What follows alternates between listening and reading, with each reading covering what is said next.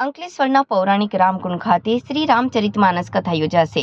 1008 શ્રી શ્રીમંત ગંગાદાસ બાપુના માર્ગદર્શન હેઠળ ચૈત્ર માસ નિમિત્તે શ્રી રામચરિતમાનસ કથાનું આયોજન કરાયું છે। 67મા વર્ષે પણ કથાનું આયોજન કરાયું છે।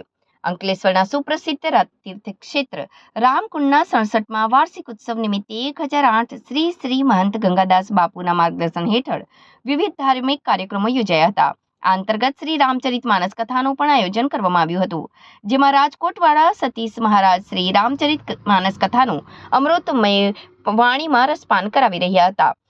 મંદિર પ્રાંગણમાં હાલ આવેલ વિશાળ હોલમાં સમગ્ર આયોજન કરાયું છે। આવતીકાલે ચૈત્ર માસનો પ્રારંભ સાથે કથાનો પ્રારંભ થશે, તેમજ સૌ પ્રથમ પોથીયાત્રા યોજવામાં આવશે, જે બાદ સંતો મહંતો અને ભક્તોની હાજરીમાં કથાનો પ્રારંભ થશે। અત્રે ઉલ્લેખનીય છે કે છેલ્લા 67 વર્ષથી અખંડ રીતે પ્રતિવર્ષ ચૈત્ર માસમાં કથાનું આયોજન કરાઈ રહ્યું છે અને ભક્તો રામ મહિમા સાથે પ્રભુ ભક્તિ તરફ વળવાનો પ્રયાસ કરી રહ્યા છે।